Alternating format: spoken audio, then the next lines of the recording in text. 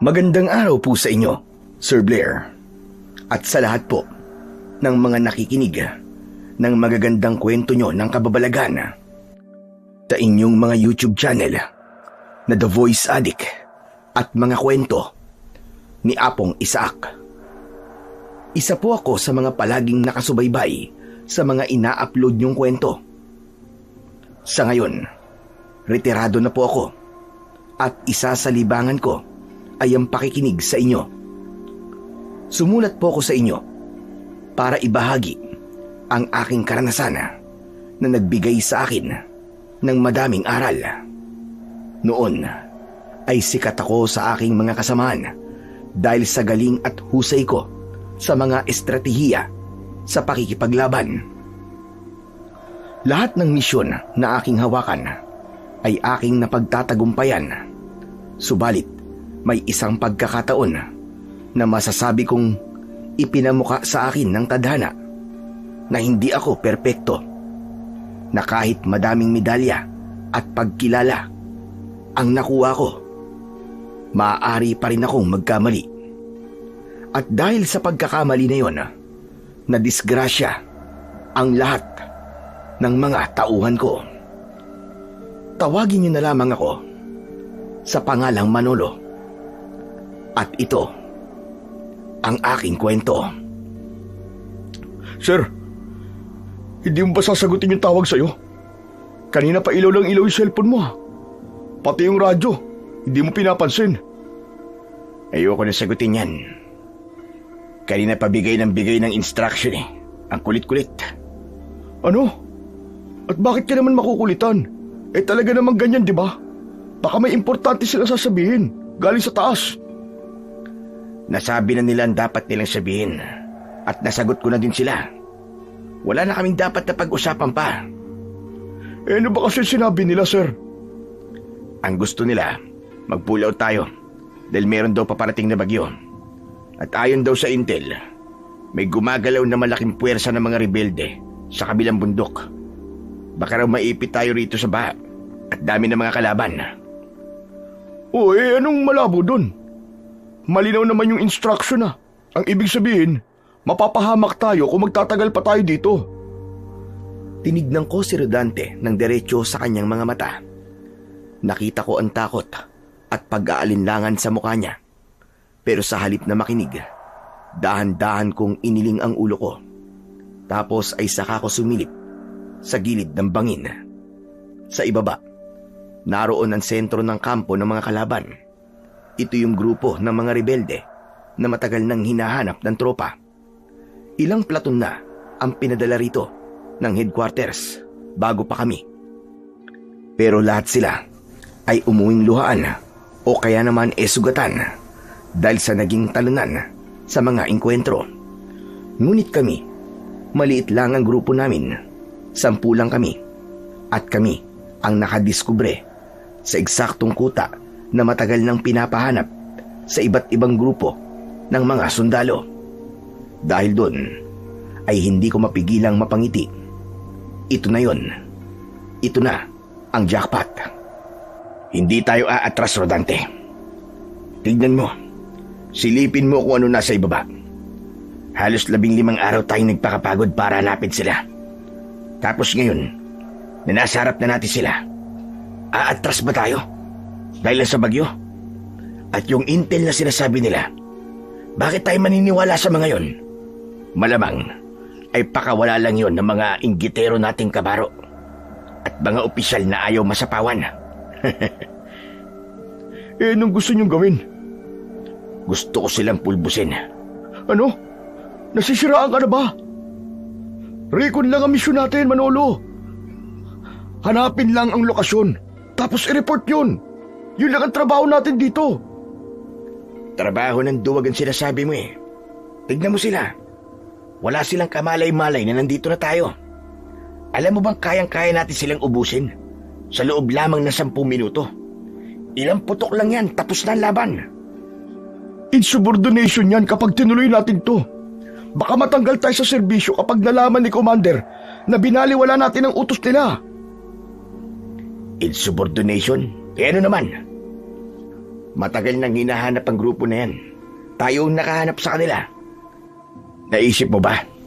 Kung i-report lang natin to sa kanila at magpadala sila ng bagong tropa, na kanino ang kredito? Doon sa grupo na makakahuli o makakapatay sa kanila. Yun ang sinasabi ko sa'yo. Tapos tayo, mabubura na sa kwento. Tayo ang naghirap, kaya tayo ang dapat na makinabang. Nakita ko ang dahan-dahang pagtango ng iba kong kasama. Nagkatinginan ng iba pa at unti-unting sumang-ayon sila sa akin. Natuwa ako. Sa wakas, nakuha rin nila ang punto ko. Tanging si Rodante na lang talaga ang hindi mapakali at mukhang hindi sasang-ayon sa akin. Pero yung chain of command, talaga bang babaliwalain natin?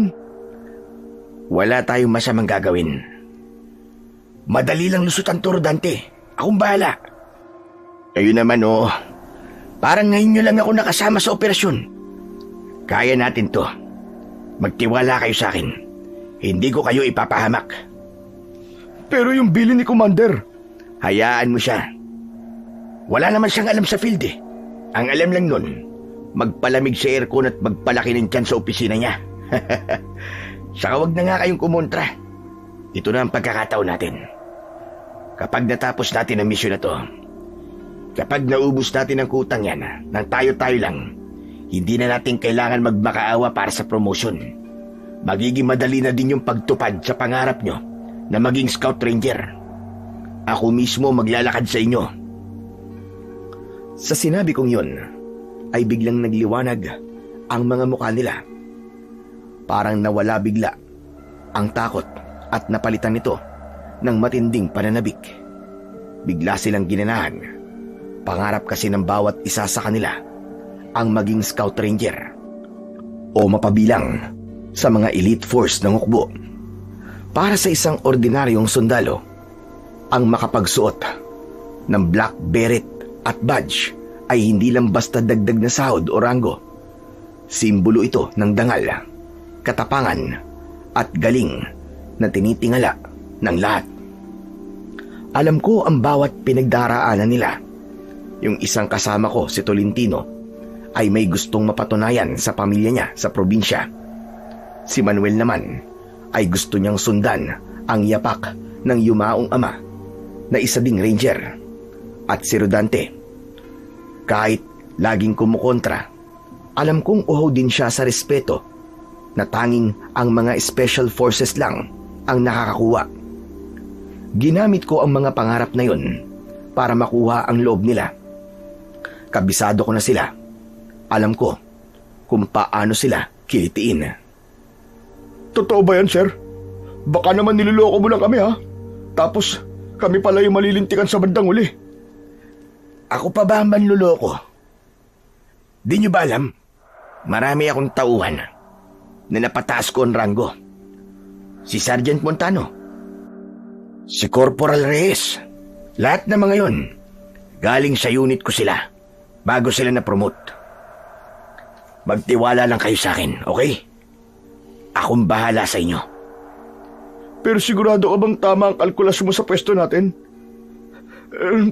Kaya ba talaga natin silang talunin? Sasampulan tayo eh.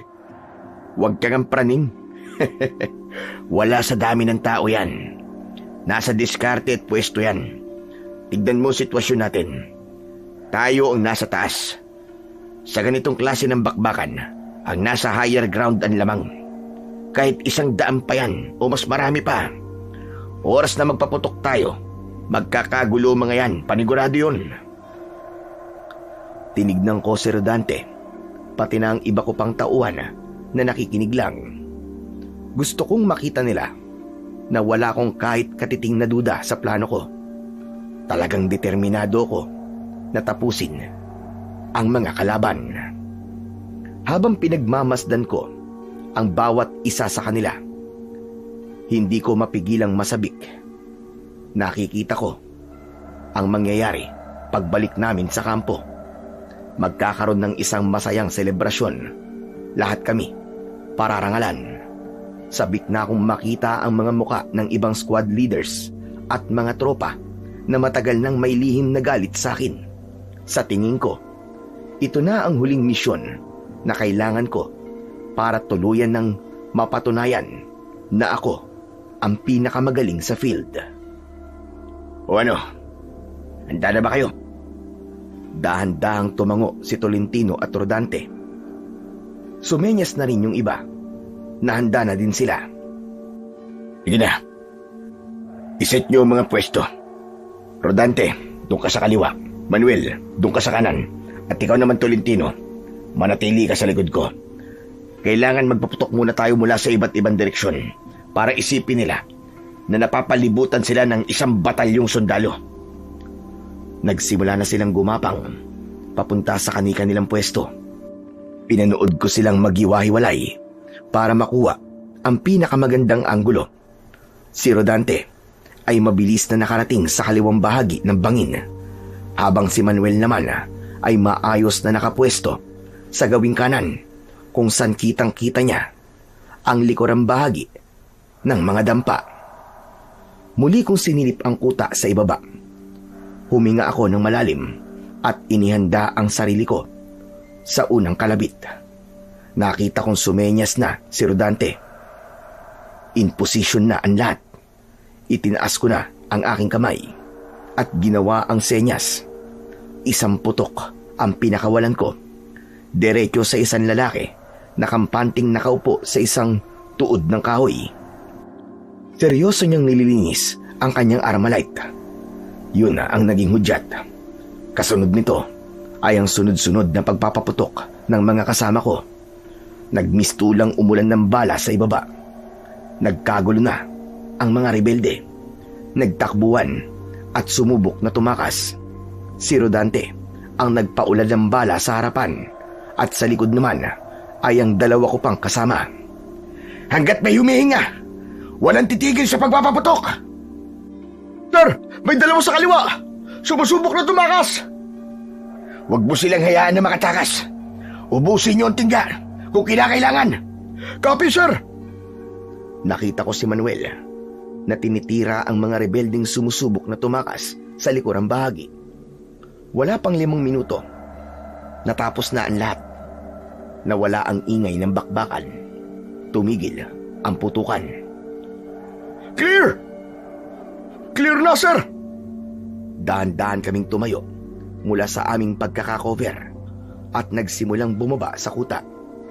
Pagbaba namin, nakita naming nakasubsub na sa lupa ang mga rebelding kinatatakutan ng marami. O ano? Di ba sabi ko sa inyo mabilis lang eh? Ngayon, naniwala na kayo sa akin na basta ako magdadala, walang paltos. Di ba? Wala pang 10 minuto. Tapos na ang bakbakan. Ang lupit mo talaga, sir. Ang galing mo. Matagal ko nang alam yan, Rodante. Kaya wag mo na akong bulahin pa. Mabuti pa. Kolektahin nyo na mga ebidensya at mga dokumento na nasa kutang to. Itago nyong lahat sa bag. Copy, sir. Sa gitna ng aming pag-iikot, biglang lumakas ang ihip ng hangin. Ang kaninang mainit at maalinsangang hangin ay biglang naging malamig. Hindi nagtagal, ang mga ulap ay biglang umitim. Makalipas lamang ang ilang minuto, bumuhos na ang napakalakas na ulan. Malalaki ang mga patak nito. Mabilis na naging putik ang lupa sa bundok. Dahil sa lakas ng ulan, halos wala na kaming makita sa paligid. Sir, ang lakas na ng ulan! Wala na akong makita! Huwag ka sumigaw. Nasa tabi mo lang ako. O buksan mo na yung radyo.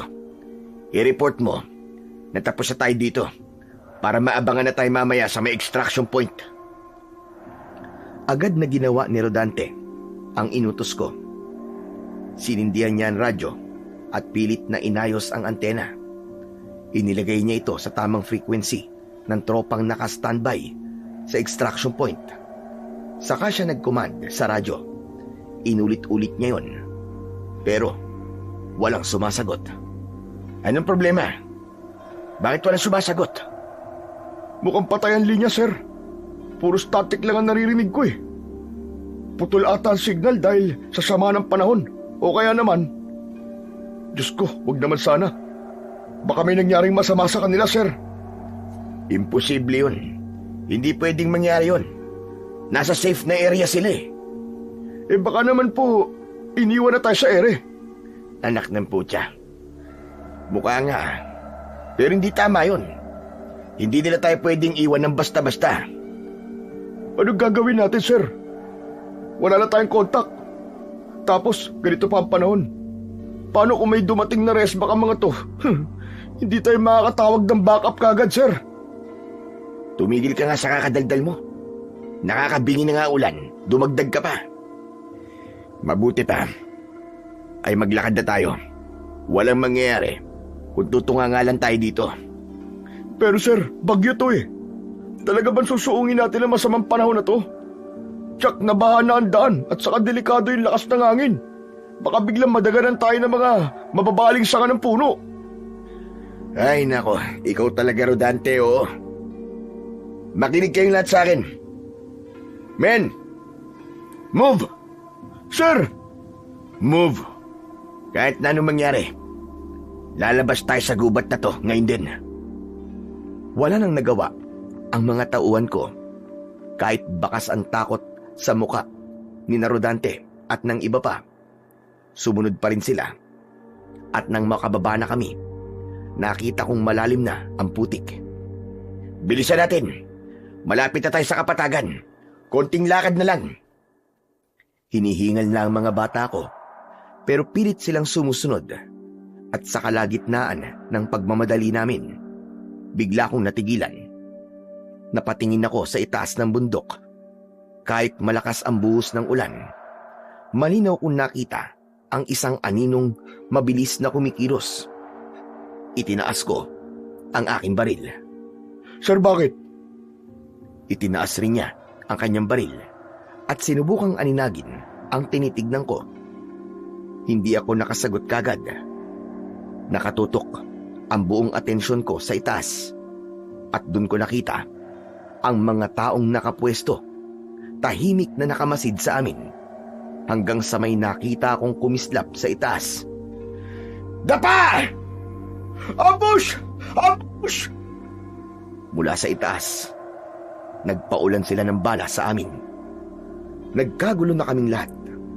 Wala kaming makitang pwedeng pagtaguan kundi mga puno. At wala kaming nagawa kundi ang magpaputok lang ng magpaputok sa direksyon kung saan namin nakikita ang mga kislap o apoy na lumalabas sa dulo ng baril ng mga kalaban. Sir! Madami sila! Napapalibutan na nila tayo! Gumanti kayo! Walang hihinto! Sir, si Manuel! Patay na! Lumingon ako at nakita ko si Manuel na nakasubsob na sa putik. Hindi na gumagalaw. Tapos ay sumunod na tinamaan si Tolentino. Isa-isa kong pinanood ang pagbagsak ng mga kasama ko. Nakahandusay na sila sa putikan. Ang mga pangako ko sa kanila, yung promotion, yung mga medalya, yung pagiging elite, lahat yun inanod ng ulan kasabay ng kanilang mga huling hininga. Nabulag ako sa galit. Wala na akong pakialam sa cover. Tumayo ako, sumigaw ako, at walang habas na humaribas ng paputok. Mga walang iya kayo! Mga hayop kayo! Para akong baliw na nagsisisigaw habang patuloy ang pagpapaputok. Bala kong ubusin sa kanilang lahat ang laman ng aking magasin. Ilang sandali pa, tumigil na ang putukan. Kasabay nito ay ang paghina din ng ulan. Sa pagkakataong yon, ay muli kong nilingon ang mga kasama ko. Wala nang gumagalaw maski isa sa kanila. Pero maya-maya lang ay biglang napaubo si Rodante. Duguan din siya dahil sa tama ng bala sa kanyang tiyan. Agad ko siyang nilapitan. Sinubukan kong takpan ang tama ng baril sa katawan niya. Rodante, relax ka lang. Sir, Wala na, sir. Tapos na. Oo, tapos na. Wala na yung mga kalaban natin. Oo, wala na sila. Pero, yung mga kasama natin, sir, wala na din, sir. Patawad, Rodante. Hindi ko inaasahan to. Wala kang kasalanan, sir. Walang may gusto nito, sir. Sir, nararamdaman ko. Malapit na din akong mamatay. Huwag mong sabihin yan, Rodante. Lalabas tayong dalawa dito. Bubuhatin kita. Huwag na, sir. Hindi na ako aabot. Tuparin mo na lang ang pangarap namin, sir. Pero, ikaw na lang ang magiging Scout Ranger. Ano ba, tumigil ka na nga. Kung ano-ano sinasabi mo. Hindi ka mamamatay, Rodante. Dadaling kita sa labasan. Patuloy ako sa pagsasalita. Kinakausap ko siya para hindi siya makatulog. Pinangakuan ko siya ng lahat ng magagandang bagay na gagawin namin pagbalik namin sa kampo. Matapos yun, ay pinasang ko siya. Saka ako nagsimulang maglakad. Mahirap ang naging sitwasyon naming dalawa. Malapot pa rin kasi ang putik na aking dinadaanan. Nang malampasan ko yun, lumusong naman ako sa sapa. Kahit sobrang lakas ng agos ng tubig, ilang beses akong muntik ng matumba dahil sa lakas ng tulak ng tubig. Nabayan pa ng malakas na pagbugso ng hangin. Pero hindi ako huminto. Naglakad ako ng naglakad habang pasan ang aking kasama. Hanggang sa makarating kami sa mismong extraction point. Pero wala kaming naabutan doon. Pagdating namin doon, walang mga sasakyan at wala ding tropa na nakaabang. Doon biglang lumaylay ang kamay ni Rodante at halos naging doble ang bigat niya. Agad ko siyang ibinaba sa lupa at kinapa agad ang pulso niya sa leeg. Wala na. Patay na si Rodante. Hindi. Hindi, Rodante. Gumising ka! Rodante! Ah! Gumising ka, Rodante! Niyakap ko ng maigpit ang kanyang bangkay. Humagulgul ako sa gitna ng ulan. Patawad! Patawarin niyo ako. Kasalanan ko nangyari. Kasalanan ko! Kasunod, nang huling sigaw ko na yon, unti-unting nagdilim ang aking paningin. At ang huling naalala ko, bumagsak ako sa matigas at basang kalsada. Pagkagising ko, ay nasa ospital na ako. Nalaman ko na matapos ang bagyo, may mga residenteng nakakita sa amin sa may extraction point. Nakasubsub daw ako sa bangkay ni Rodante. Mabilis na kumilos ang mga otoridad at naitakbo kagad ako sa pinakamalapit na ospital.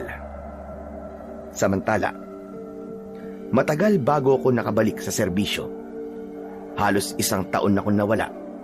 Hindi dahil sa mga sugat ko sa katawan, kundi dahil sa matinding PTSD o Post-Traumatic Stress Disorder. Ito ay isang seryosong kondisyon sa pag-iisip na madalas nararanasan ng mga taong tulad ko na nakasaksi o nakaranas ng isang matinding trahedya. Pero hindi lang yon ang matinding pinagdaanan ko. Dahil sa pagsuway ko sa utos na nagresulta sa pagkamatay ng mga tauhan ko, sumailalim ako sa General Court Martial. Nadimot ako. Nawala ang lahat ng pinangarap kong parangal. Imbis na medalya, matinding kahihiyan ang nakuha ko sa buong kampo. Pinagmulta din ako at muntik nang tuluyang matanggal sa serbisyo kung hindi lang dahil sa magandang records ko dati. Matagal bago bumalik ang tiwala ng mga bossing sa akin. Inilipat nila ako sa iba't ibang malalayong assignments na puro gawaing opisina lang. Malayo sa aksyon, malayo sa gubat, pero kahit saan ako mapunta, hindi ako matahimik. Nakikita ko sila. Palagi ko silang napapanaginipan at si Rodante. Paulit-ulit kong naririnig ang boses niya na pinaalalahanan na tuparin ang mga pangarap nila. Kaya nagpasya ko. Kahit demotado ko at maraming bumabatikos, nag-apply pa rin ako para sa Scout Ranger course. Marami ang tumawa at nanlait sa akin.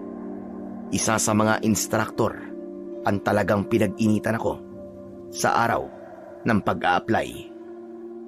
Manolo, hindi ba't ikaw yung tinanggalan ng rango dahil sa pagiging irresponsable mo? Anong masamang hangin ang nagdala sa'yo dito? Nandito po ako para ibigay ang mga requirements para sa aking aplikasyon. Nagpapatawa ka ba? Hindi po, sir. Seryoso po ako sa aplikasyon ko. Seryoso din ako, Manolo. Binasa ko ang report tungkol sa'yo. 9 na tauhan ang hawak mo, di ba? Pero dahil sa pagiging pasaway mo, namatay silang lahat. Tapos ikaw, gusto mong bumalik? Nasaan ang konsensya mo? Tama po kayo, sir. Kasalanan ko po talaga lahat ng nangyari. Aminado naman po ako. Aminado? Sapat na yun sa'yo? Saka paano kitang tatanggapin? Balita ko, malala pa rin ang PTSD mo. May tama ka na sa utak. Paano ko pagkakatiwala ng isang baliw na humawak ng baril at makasama sa isang elite unit? Ang pagiging Scout Ranger ay para lang sa mga matitino ang isip at disiplinado. Hindi ka nararapat doon. Sir, alam ko pong wala na akong mukhang ihaharap sa lahat. Pero yung nangyari sa akin, yun ang dahilan kung bakit ako nandito ngayon. Mas lalo akong makukonsensya kung hindi ko tutuparin ang pangarap ng mga kasama ko doon. Sila ang dahilan kung bakit gusto kong maging Scout Ranger. At sa tingin mo, maniniwala ako sa kadramahan mong yan? Alam ko ang totoong dahilan mo kung bakit ka nandito. Gusto mong linisin ang madumi mong pangalan, hindi ba? Hindi po, sir. Ang gusto ko, itama ang lahat. Nangako ko sa kanila, kaya kailangan kong tuparin yun. Pangako? Mas matutuwa pa ako kung ang tinupad mo noon may uwi ng ligtas yung mga kasama mo. Pero hindi. Dahil ikaw mismo nagtulak sa kanila sa hukay. Sa tingin mo ba, kapag nakasuot ka na ng black beret, mabubura na yung mga dugo sa kamay mo? Kahit maging musang ka pa, hinding-hindi mo mababago ang katotohanan ng isa kang failure. Disgrasya lang ang dala mo. Inilapit niya ang mukha niya sa akin at tinitigan ako ng masama. Pero nanatili akong walang reaksyon. Nakatayo lang ako ng tuwid. Pilit na itinatago ang sakit na nararamdaman ko habang naririnig ang bawat salitang lumalabas sa bibig niya. Sa totoo lang, ay para akong sinasaksak sa mga oras na yon. Bawat mura niya at pangungutya, lahat ng yun tumatama sa akin. Pero wala akong magagawa. Alam kong tama siya, kaya wala akong karapatang magalit. Kailangan kong lunukin ang lahat ng ito. Ito ang unang bayad sa napakalaking utang ko sa hanay namin. Alam mo, kung ako ang tatanungin, dapat sinibak ka na eh. Walang puwang ang mga tulad mo rito. Bakit kasi hindi ka nalang mag-resign at magtago ka nalang sa lungga mo? Doon ka nalang magmuni-muni para matuluyan ka ng mabaliw. Sir, pinarusahan na po ko. At kung kulang pa po yun ay tatanggapin ko. Handa po akong maging pinakamababang trainee. Basta po sir, bigyan niyo po ako ng pagkakataon na patunayan ang sarili ko sa inyo. Handa kang maging pinakamababang trainee? Sigurado ka bang kaya mo? Sa kalagayan mong yan, kakayanin mo ba talaga? Baka naman, kapag nakaramdam ka na ng gutom at puyat mas lalong masira yung tuktok mo. Hindi po sir. Kaya ko na po. Kaya ko pong tiisin ang lahat. Kung kailangan dumaan ako sa butas ng karayom, gagawin ko. Basta tanggapin niyo lang po ako, sir. Tinitigan niya ako ng matagal. Kinuha niya ang folder ko at padabog na pinirmahan ang huling pahina. Halos mapunit ang papel sa diin ng ballpen niya. Nakaramdam ako ng tuwa sa ginawa niyang yon. Dahil isa lang ang ibig sabihin nun. Tanggap na ako sa aplikasyon. Huwag kang masyadong maging masaya, Manolo. Pinirmahan ko to, hindi dahil sa naniniwala ako sa'yo. Tinanggap kita kasi gusto kong makita kung paano ka babagsak.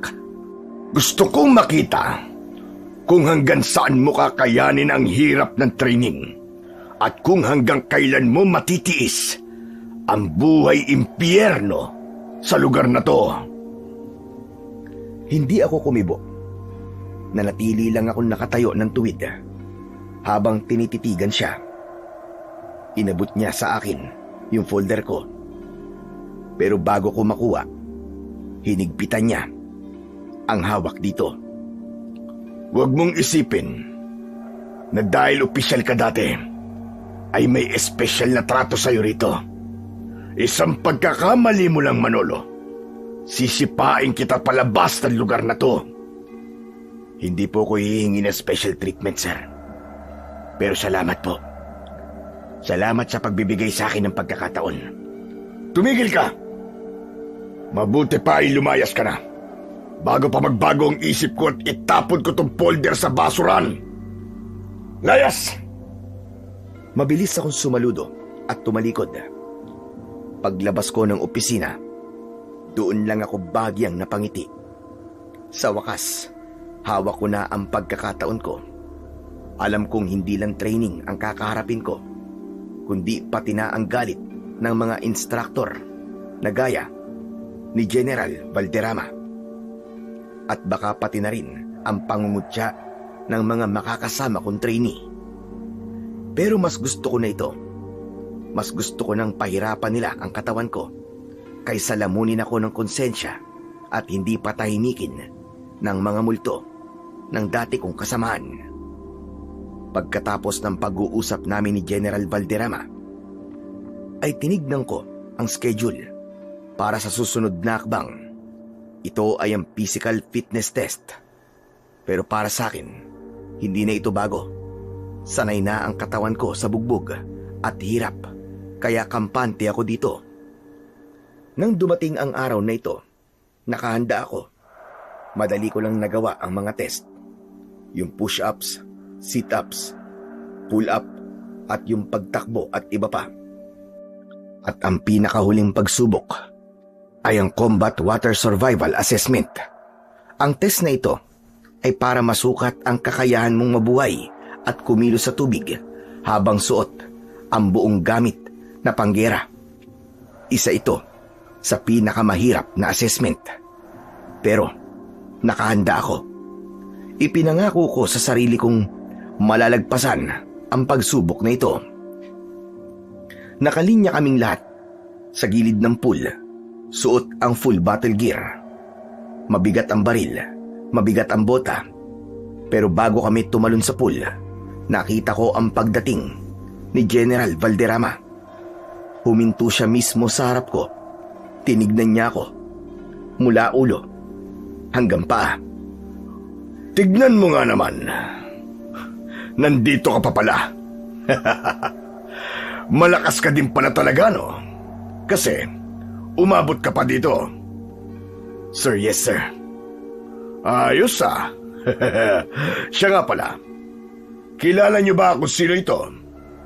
Siya lang naman yung sikat na opisyal na pumatay sa sarili niyang squad dahil sa sobrang kayabangan. Kaya kayo mga bata, payo lang, mag-iingat kayo sa taong ito kung gusto niyong mabuhay ng matagal.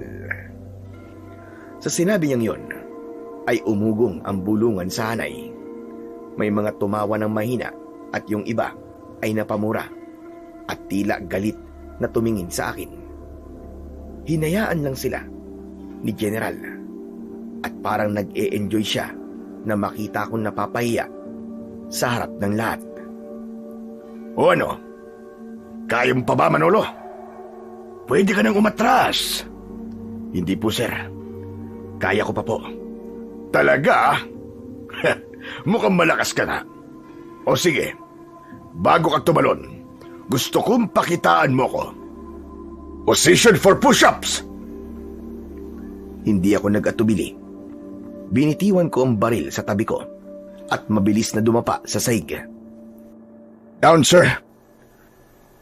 100 repetitions. In my cadence. Exercise. Move.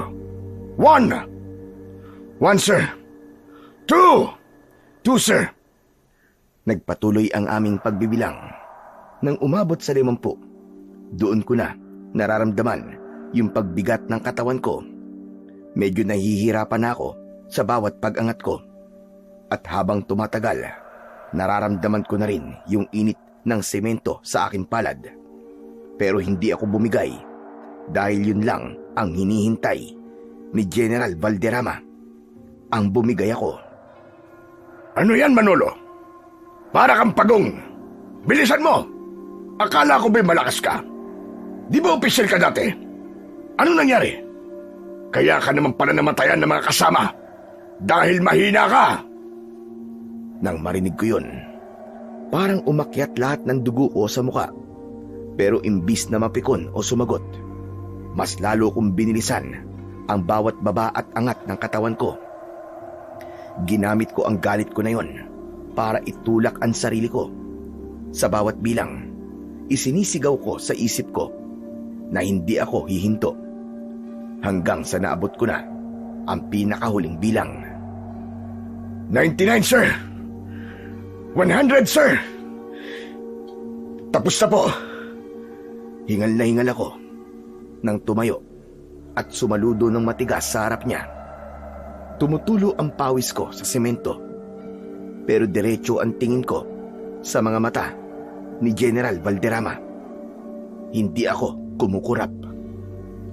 Ano? Kayang pa ba? Mukhang nanginginig na yung mga tuhod mo, ah.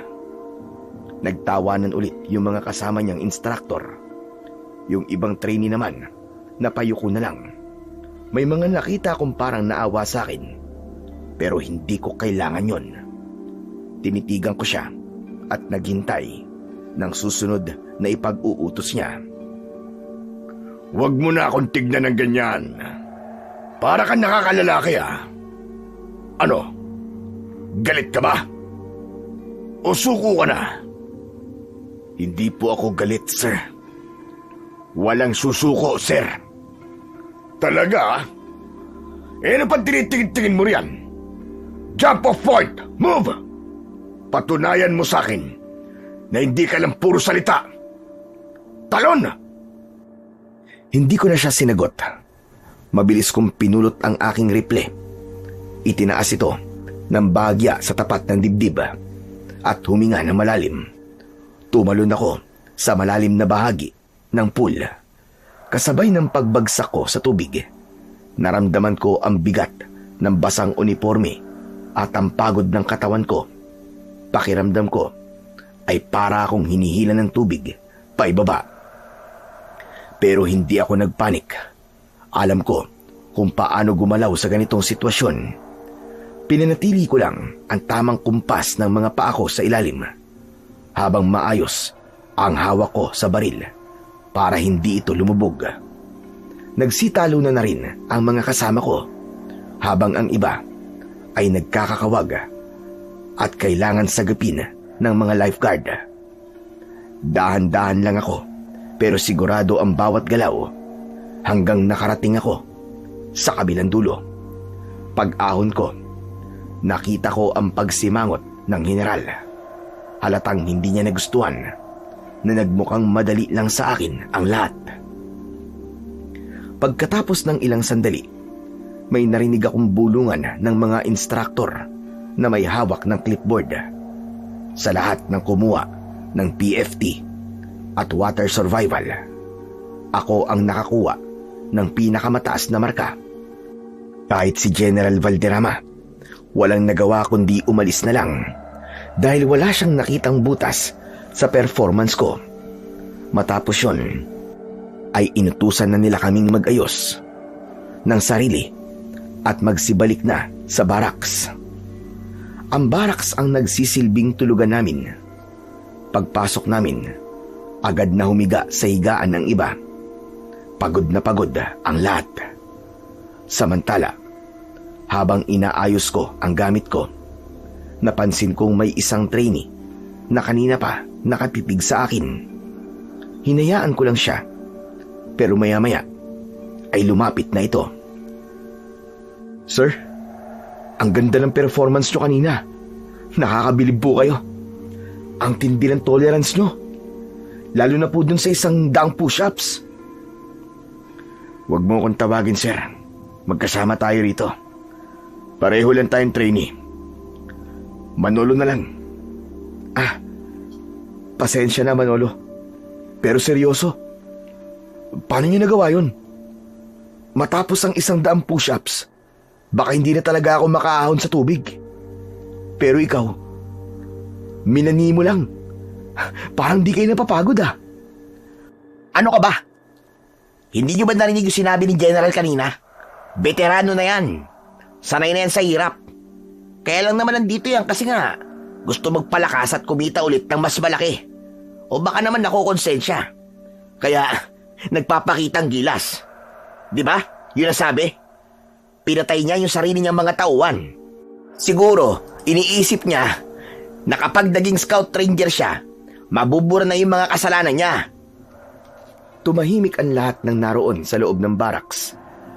Lahat sila ay nakatingin sa akin. Naghihintay kung mapipikon ako o manlalaban. Pero huminga lang ako ng malalim at itinuloy ang paglilinis ng aking rifle. Hindi ko na sana siya papansinin, pero ayaw niyang tumigil. Hoy, magsalita ka! Huwag kang basta-basta mananahimik na lang dyan. Sabihin mo nga sa amin ang totoo. Ano? Totoo ba talaga na pinahamak mo ang mga kasama mo sundalo? Ano ngayon sa'yo kung totoo? Totoo pala yung sinabi nila. Mayabang ka nga. Pero hanggang saan naman kaya yung kayabangan mo? Sana bumagsak ka sa nyuro. Kasi nag-aalala ako eh. Baka nga matulad kami sa kanila kapag naging kasama ka namin sa operasyon. Huwag ka mag-alala, Santos. Mas gusto ko rin bumagsak ako sa nyuro. Kung ang kapalit nun ay ang kaligtasan nyo. Pero hanggat di pa ako bumabagsak, pwede bang wag mo muna akong pakialaman? Humakbang ako ng isa palapit sa kanya. Biglang nagtinginan ang lahat sa amin. Ramdam ko ang biglang pagtaas ng tensyon sa barracks. Natahimik si Santos. Nakita ko ang paglunok niya habang nakatingin sa akin. Saka isa pa, huwag niyong isipin na nandito ako para magpasikat o magpalakas. Wala akong pakialam sa ranggo o sa mga medalya. Nandito ako para magbayad ng utang sa mga pinatay ko. Nandito ako para sa kanila. Kaya kung gusto ninyong maging maayos ang training na to, ayusin niyo ang mga ugali ninyo. Natahimik si Santos. Napahiya siya ng gusto dahil sa pagsagot ko sa kanya ng diretso. Kita ko ang pag-igting ng panga niya habang ang ibang mga trainee ay palipat-lipat ng tingin sa aming dalawa. Hindi siya nakakibo. Siguro ay hindi niya inaasahan na ganun katindi ang mga salitang bibitiwan ko. Tapos yung mga kasama naming mga trainee, nagbubulungan na at meron pang tumatawa ng mahina. Bago pa siya makabawi ng sagot, biglang bumukas ng marahas ang pinto ng barracks. Mabilis kaming tumayo at sumaludo. Pumasok si Valderrama na may nakakalokong ngiti. Tumingin siya sa paligid, tapos huminto ang tingin niya sa aming dalawa ni Santos. Mukhang marami pa kayong lakas magdaldalan ha.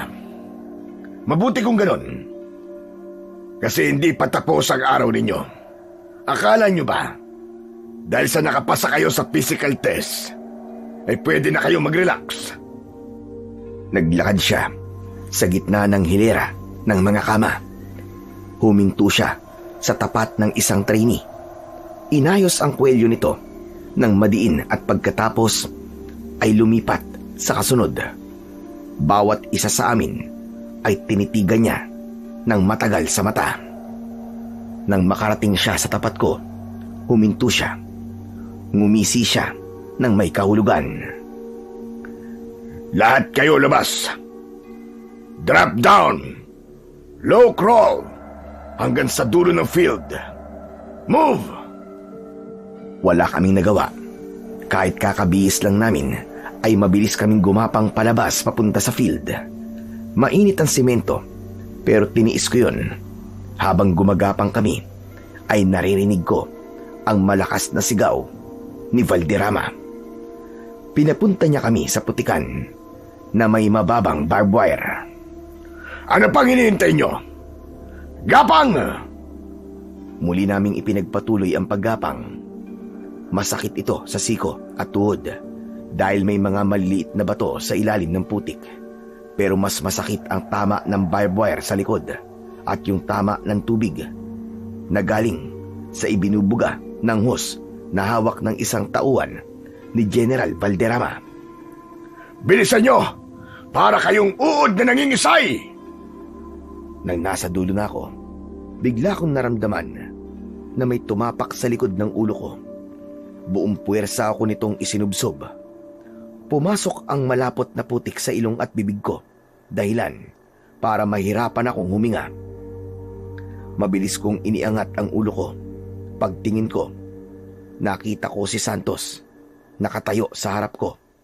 May malapad na ngisi sa kanyang muka. Pasensya ka na, Manolo. Akala ko kasi tumpok ng basura kaya natapakan kita eh.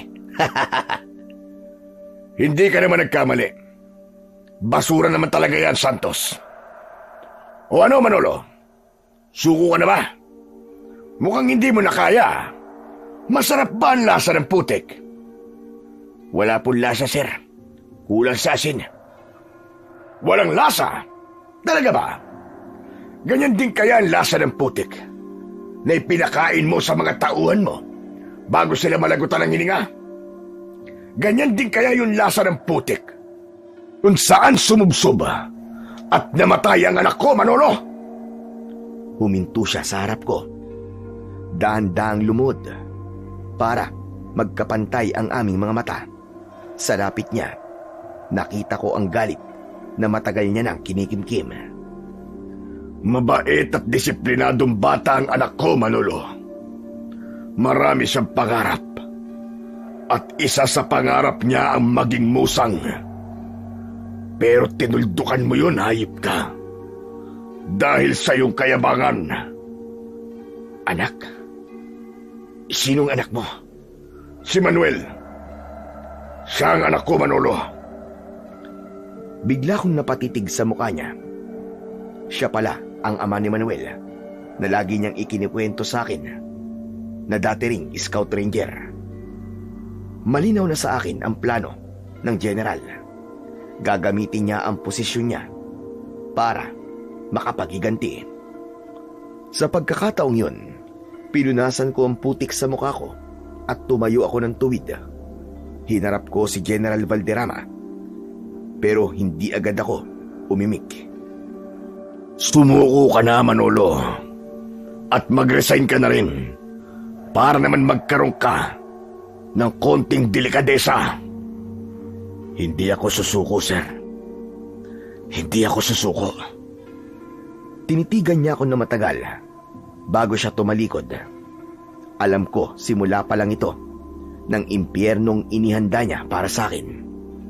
Pero kahit anong gawin niya, Kahit isubsub pa niya ako sa putik ng paulit-ulit, hindi ako aalis. Tatapusin ko ang sinimulan ko para sa mga taong nawala at para na rin sa sarili ko. Samantala, dun mismo, sa maputik na field, ibinagsak sa harap namin ang mga rasyon ng pagkain. Walang mesa, walang upuan, at lalong walang malinis na tubig na panghugas. Nakahilera kami, hawak ang mga plastik na lalagyan ng pagkain. Sa mga oras na yon, wala kaming karapatang mag-inarte. Kaya naman, kanya-kanya na kaming dampot at kain. Pagkatapos ng mabilisang kain, agad kaming tinapatan ng hose para malinis ang aming mga katawan. Ilang sandali pa, pinabalik na rin kami sa barracks. Matapos magbihis, ay nagpahinga na ang ilan.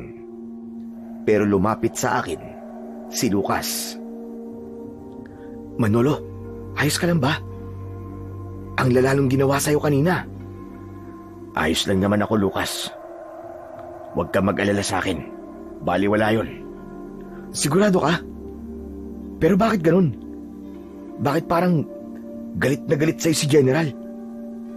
Sinabi ko na ayos lang ako. Sanay ako sa hirap. Kahit anong ipagawa niya sa akin, kakayanin ko. Pero hindi tama yun. Alam mo, pwedeng-pwede kang magsumbong o mag-file ng reklamo sa grievance committee. May rights din naman tayo kahit trainee lang tayo. Hindi porke general siya, pwede niya nang gawin ang lahat ng gusto niya. Lalo na kung labas na sa Code of Conducts ang ginagawa niya sa'yo. Lucas, pakinggan mo ko. Huwag na huwag kang makikialam sa amin ni Valderrama. Huwag kang gagawa ng kahit na anong hakbang na ikakapahamak mo. Pero nakakaawa ka na kasi. Huwag mo akong kaawaan, Lucas. Tulad ng sabi ko sa'yo kanina, sanay ako sa laban. Itong panggigipit na ginagawa nila sa akin, wala pa to sa kalingkingan ng mga pinagdaanan ko sa labas. Manilan to sa akin, kaya please, huwag mo akong kaawaan. Ang kaawaan mo, ang sarili mo. Mag-focus ka sa goal mo. At huwag ako ang tinitignan mo. Nagkakaintindihan ba tayo? Tinitigan ko siya ng matalim para iparamdam na hindi ako nakikipagbiruan. Bahagyang tumango si Lucas. Alam kong gusto lang niyang tumulong. Pero sa lugar na ito, ang maling kampi ay katumbas ng sarili mong buhay. Bago pa makasagot si Lucas, narinig namin ang pamilyar na tawa mula sa kabilang kama. Lucas, makinig ka kasi. Sinabi niya nang huwag mo na siyang pakialaman at huwag kawaan. Kaya layuan mo na yan. Mapapahamak ka lang dyan. Tulad ng mga dati niyang kasama na minalas. Santos, pwede ba? Huwag kang makialam sa akin. Hoy, mas matanda ako sa'yo ha. Huwag mo akong angasan ng ganyan. Baka gusto mong isumbong kita kay General. Tumigil na kayong dalawa. Huwag mo na lang siyang idamay dito, Santos. Mabuti pa ay magpahinga na kayo. Humiga na ako sa kama at di ko na sila pinansing lahat. Tahimik kong ipinikit ang aking mga mata. Kinabukasan, maaga kaming ginising ng mga nakakarinding pito ng mga instruktor. Agad kaming pinabangon at pinapunta sa hall para mag-agahan. Pagkatapos ng mabilisang almusal, dinala kami sa isang malaking silid kung saan gaganapin ang aming psychiatric assessment. Habang ipinapamahagi ang mga test, lumapit sa akin si Valderrama at tumayo sa tapat ko ng matagal. Narinig ko ang mahina niyang pagtawa na may halong pangungutya. O ano, Manolo? Mukhang pinagpapawisan ka na. Tanggap mo na bang dito ka nababagsak? Sa physical, kaya mo. Kasi malakas sa katawan mo. Pero dito, sa neuro, hindi ka napapasa. Kasi nga, baliw ka. Hindi ako kumibo. Nanatili akong nakatingin sa harap. Walang emosyon ang aking muka. Huwag mong pilitin ang utak mo kapag hindi mo na kaya. Baka kasi bigla kang mag-collapse dyan. Alam naman nating lahat na may tama ka na sa ulo pagkatapos ng mga nangyari sa inyo dati. Uulitin ko, ang baliw na tulad mo ay walang puwang sa hanay ko. Naikuyom ko ang aking mga kamao. Sa pagkakataong yun, hindi dahil sa sinabi niyang baliw ako, kundi dahil sa muling pagbanggit niya sa nangyari sa amin. Yun ang hindi ko matanggap. Ginagamit niya ang mapait na nakaraang yun para saktan at insultuin ako. Pero ang hindi niya alam, sa bawat pagbanggit niya nun, pakiramdam ko ay binabastos niya na ang alaala ng mga tauhan ko. Alam niyo mga bata, bago kayo magsimulang kumuha ng test, magdasal kayo na sana'y hindi makapasa ang taong ito. Aba, mahirap ang may kasamang siraulo sa kampo at sa operasyon. Baka matulad kayo sa mga tauhan ito. Baka unang sabak pa lang, dedo na kayong lahat. Lumingon siya kay Santos na nakaupo lang sa likuran ko. Santos, tignan mo tong si Manolo. Mukhang naiinis na siya sa akin. Pero bakit siya maiinis? Totoo naman yung sinasabi ko, di ba? Opo, General, tama po kayo. Mahirap may kasamang galing sa mental. Delikado kaming lahat dyan. Nakita mo na, Manolo. Maging ang mga kasama mo, natatakot sa'yo. Pero itong si Lucas, mukhang iniidolo tong si Manolo. Hindi naman po sa iniidolo, sir. Pero humahanga po ako sa tatag niya at lakas. Ganun ba? Humahanga ka pala, ha? Sige, tignan natin. Kung hahanga ka pa sa kanya kapag lumabas na ang resulta ng test na to. Sa kabila ng mga pasaring, ay hindi ako umimik. Nagsimula na ako sa pagsusulit at nag-focus na lamang sa papel. Mabilis kong sinagutan ang bawat tanong. Confident ako sa bawat sagot. Natapos ko ang exam ng mabilis, habang ang iba ay nakahawak sa kanilang mga ulo at tila nalilito sa mga tanong. Kalmado kong ipinasa ang aking papel at lumabas na ako ng kwartong yun. Lumipas ang ilang oras, naghintay kami sa labas ng gusali. Doon, sa bulletin board, matapos ang masusing checking ng mga test namin, ipinost ang listahan ng mga nakapasa para sa susunod na phase. Dahan-dahan akong lumapit. Sa pinakataas ng listahan, nakita ko ang pangalan ko. Hindi lang ako basta nakapasa, nakuha ko pa ang pinakamataas na marka sa batch namin. Napangiti ako at umusal ng maraming pasasalamat sa Diyos.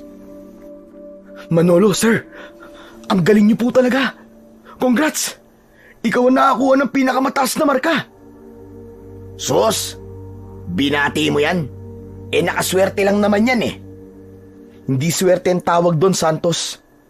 Matalino lang talaga si sir. Kaya siyang nakakuha ng top score. Matalino. Baka nandaya ka mo. Paano magiging matalino yan? Sira ulo nga, di ba? Sabi ni General. Nandaya? Paano mandaraya? Bantay sarado tayo sa loob kanina. At saka Santos, pwede bang manahimik ka? Hindi ka ba nangihiya sa sarili mo? Puna ka ng puna dyan eh. Nasa dulo ka naman ng listahan. Munti ka nang di pumasa eh. Anong sabi mo? Tama na yan. Huwag kayong mag-away dito. Dahil kung hindi, pare-parehas mababaliwala ang mga pinaghirapan natin. Manahimik na lang kayong dalawa.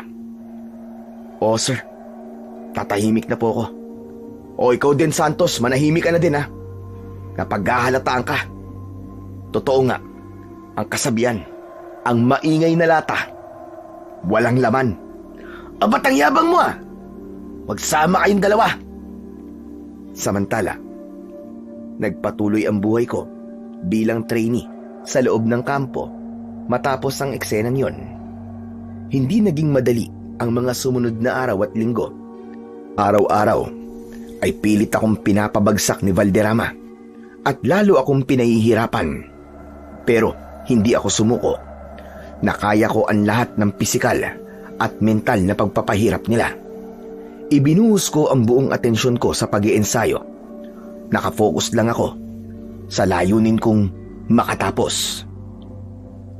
Nang makapasa kaming lahat sa standard assessments, pinatawag ang buong batch sa main hall. Tahimik kaming naupo at nakinig sa unahan. Dito na ginawa ang briefing para sa aming susunod at huling pagsubok. Sinabi ng mga opisyal na i-deploy kami sa isang liblib at masukal na bahagi ng Sierra Madre. Ang mission namin ay pinagsamang survival at retrieval operation. Meron kaming hahanaping mga itinalagang dummy targets sa loob ng gubat. Kailangan naming makuha ang mga ito at makabalik sa extraction point sa loob ng 3 araw. Ito ang pinalabasihan kung magiging scout ranger ba kami o babalik sa pagiging ordinaryong sundalo. Pagkatapos ng mahabang briefing, binigyan kami ng sapat na oras para ihanda ang aming mga kagamitan. Bago ang oras ng aming deployment, naiwan akong mag-isa sa harap ng aking locker sa loob ng barracks. Maayos kong inilagay ang mga rasyon, mga medical kit, combat boots at iba pa. Pero bago ko isara ang bag ko, may dinukot akong isang maliit na itim na tela mula sa sulok ng locker ko. Binuksan ko ito ng maingat. Narito ang mga pamanang gamit ng aking lolong albularyo. Inilabas ko ang isang maliit na bote na naglalaman ng lana. Ibinulsa ko ito. Sumunod kong kinuha ang isang lumang punyal at ang pinakahuli kong kinuha ay ang isang itim na kwintas. Nakasabit dito ang isang maliit na tansong medalyon. Ito ay ang agimat ng kabal na may mutya ng asong gubat. Ibinigay ito sa akin ng lolo ko nang magdesisyon akong magsundalo. Pinuprotekta nito ang katawan ko para hindi tablan ng patalim at bala. Isinuot ko ang kwintas at ipinasok ang medalyon sa loob ng aking t-shirt para dumikit ito sa aking dibdib at maramdaman ng mutya. Isinara ko na ang locker.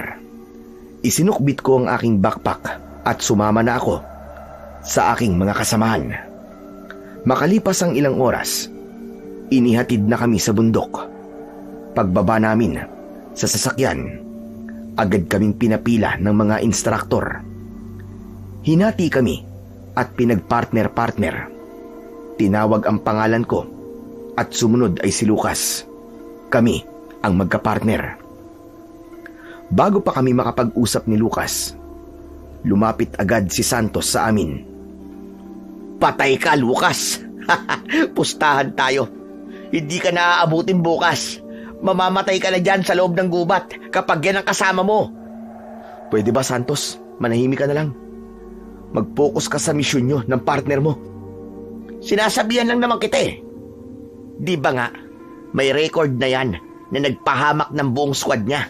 Naku, sinasabi ko sa'yo, ikaw na ang isusunod niyan na ibabaon sa hukay. Maniwala ka. Manahimik ka, Santos. Tigilan mo ang pagbabanggit sa nangyari sa mga kasamaan ko. Wala kang alam sa totoong nangyari. Huwag mo silang gamitin ng paulit-ulit para lang insultuin ako. Alam mo, konti na lang ang natitira kong pasensya sa'yo. Ang yabang mo naman. Sige, tatahimik na ako. Saka na lang ako tatawa kapag bumagsak na kayong dalawa. Tumahimik na si Santos. Matapos yun ay nagsimula na ang operasyon. Naghiwa-hiwalay kaming lahat at pumasok sa magkakaibang direksyon ng Sierra Madre. Makapal at malalaki ang mga puno sa loob ng gubat at napakasukal din dahil sa mga malalago at nagtataas ang mga damo. Lumipas ang halos 1 oras na paglalakad. May napansin kami sa unahan. May isang maliit na clearing at may nakatayong mga tolda. Sir Manolo, Tignan mo. Mukhang yan na ang campsite natin. Tayo yata ang unang nakahanap ng target. Ayos! Sandali lang. Huwag ka munang lalapit. Hindi ganyan ang inaasahan kong campsite natin. Survival test ang kakaharapin natin dito. Kaya imposibleng ganyang kadali na ibibigay nila sa atin yan. Dumapa ka muna at magmasid tayo sa paligid. Copy, sir. Ano ba? Huwag ka sabing sir ng sir eh. Hindi mo ako opisyal. Hayaan nyo na lang po ako. Mas komportable po ako na tawagin kang sir eh. Dumapa na kami at nagmasid. Wala akong nakikitang tao sa paligid ng mga tolda. Makalipas ang ilang minuto, gumapang kami palapit. Nang masigurong wala ngang tao, tumayo kami at ininspeksyon ang lugar. May nakita kaming mga malalaking chainsaw, mga asarol at maraming galon ng gasolina. May mga nakakalat ding mga bote ng alak at mga basura. Sir, mukhang tama ka. Hindi nga sa atin ang mga to. Oo, at mukhang mga illegal loggers ang may-ari ng mga gamit na to. Illegal loggers? Pero di ba sabi sa briefing, walang pinapayagang sibilyan na makapasok dito? Mukhang nakapasok sila na hindi nalalaman ng mga opisyal natin. Tsak na may ginagawa silang hindi maganda sa bahaging ito ng bundok. Delikado pala, sir. Paano po kung armado sila? Kaya mag-iingat ka. Hahanap tayo ng ibang daan para maiwasan sila. Aalis na sana kami palayo sa mga tolda. Pero bigla akong napahinto. May kakaiba akong naramdaman. Umiinit ang bulsa ko. Dinukot ko agad ito. Inalabas ko ang maliit na bote ng lana. Paglabas nito, nakita kong kumukulo ang langis. Napansin din ito ni Lucas. Sir, ano yan? Bakit kumukulo? Lana ito, Lucas. Langis na ginawa ng lolo kong albularyo. Albularyo, sir? Bakit kami dalang mga ganyan dito sa training natin? Saka, para saan po ba yan? Proteksyon lang to. Siya kagamit bilang tagapagbigay ng babala kapag may malapit na panganib. Ibig sabihin, sir, may panganib dito? Huwag ka mag-alala, Lucas. Hindi naman ito para sa tao. Ang pagkulo nito ay isang babala na may elemento. O kaya naman, may mga masasamang nilalang na hindi tao ang nasa paligid. Mga multo, sir? Higit pa sa multo. Nananakot naman po kayo, sir eh. Mabuti pa lumakad na nga tayo. Hanapin na po natin ang campsite. Walang campsite, Lucas. Maniwala ka sa akin. Ang kailangan natin dito, mag-survive. Hanapin yung mga dami targets at bumalik sa extraction point ng buhay. Yun lang ang misyon natin. Bilisan na natin. Kailangan mahanap na natin yung mga target bago pa tayo abutan ng dilim dito. Mukhang kabisado niyo talaga, sir ah. Yung pasikot-sikot sa ganitong training. Sa bagay, squad leader pala kayo dati. Siguro, mas malala pa po dito yung mga pinagdaanan nyo dun sa aktual na serbisyo. Ang mga misyon ko noon, laging sa gubat ang bagsak. At bilang squad leader, hindi lang training ang napagdaan ko. Naranasan ko ng totoong bakbakan sa field. Sa tagal ko na sa serbisyo, alam ko na kung paano tumakbo ang utak ng mga opisyal sa itaas. Bakit kung makapagsalita ka? Parang wala kang training ah. Nakailang taong ka na ba sa serbisyo? 3 taon pa lang po, sir. Bagitong-bagito pa. Pumasok po ako sa pagkasundalo dahil sa hirap ng buhay. Pero sa totoo lang, sir, mas madalas ako sa opisina nung nakaraang mga taon. Kaya naman pala eh. Inayos ko ang bote ng lana at ibinalik ko ito sa loob ng bulsa ko. Hinarap ko si Lucas at tinignan siya ng seryoso. Lucas, tatanungin nga kita. Talaga bang naniniwala ka sa akin? Hindi ka ba natatakot na ako ang kasama mo? Kahit hindi maganda ang reputasyon ko. Oo naman, sir, naniniwala ako sa inyo. Sa kabilib talaga ako sa inyo, sir. Bakit? Paano kung nagkakamali ka? Paano kung totoo yung sinasabi nila na baka mapahamak ka ng dahil sa akin? Hindi ako naniniwala sa mga sinasabi nila, sir. Unang-una, swerte ako kasi kayo ang partner ko. Aba, siguradong pasado na ako. Kasi nga, veterano kasama ko eh. Saka tungkol naman po dun sa nangyari sa inyo, alam kong di nyo naman po ginusto yun eh. Mabait kayong tao, sir. Saka matapang. Kaya bakit ako matatakot? Salamat, Lucas. Ikaw lang ang nagsabi sa akin yan. Wala pong anuman, sir. Saka nakakabilib ka talaga eh. Ang tatag ng tolerance nyo sa insulto at pagpapahirap na ginagawa nila sa inyo. Tinatanggap nyo lang ng buo. Hindi kayo gumaganti at mas lalong di kayo sumusuko. Yun ang tunay na ugali ng sundalo. Kaya sir, saludo po ako sa inyo, sir. Salamat kung ganun. Hindi ako mangangako, pero gagawin ko ang lahat para matapos natin ang maayos ang misyon na to. Tutuparin natin ang pangarap mo, bata. O siya, tara na. Baka maabutan pa tayo ng mga illegal loggers dito. Nagpatuloy na kami sa paglalakad, papalayo sa campsite na yon. Ngunit habang naglalakad kami, may nakita akong mga mantsa ng dugo sa dinadaanan namin. Lumuhod ako para tignan ito na maigi. Agad akong sumenyas kay Lucas at itinuro ko ang mga bakas sa lupa. Napagdesisyonan naming sundan ang mga bakas ng dugo. Tila isang mahabang linya yon ng mga patak ng dugo. Inilabas ko ang aking punyal at naging alerto kaming dalawa ni Lucas. Ngunit habang sinusundan namin ito, nakaamoy kami ng hindi maipaliwanag na amoy. Masyadong masangsang at masakit sa ilong. Napakabaho. Para bang may nabubulok na patay na hayop. Ilang hakbang pa namin ay nakita na namin kung ano ang pinagmumulan ng amoy. May 5 bangkay ng lalaki. Sa ibabaw ng mga bato, naaagnas na ang kanilang mga katawan. Wakwak ang tiyan hanggang sa dibdib. Nakalantad ang mga buto nila sa tadyang dahil wala na silang lamang loob. Ang mga mukha nila, leeg at braso, ay puno ng malalalim na kalmot. Ang mga hiwa sa balat nila ay ginawa ng malalaki at mahahabang kuko. Ang mga bangkay nakasuot ng bota at nagkalat ang mga gamit na tulad ng mga nasa campsite. Malinaw na sa akin na sila yung mga illegal loggers na nagmamay-ari ng mga tolda kanina. Anak ng putya! Ano to, sir? Totoo ba ito nakikita natin? Bakit ganyan? Parang pinagpiestahan sila ng mababangis na hayop. Hindi hayop ang may gawa nito, Lucas.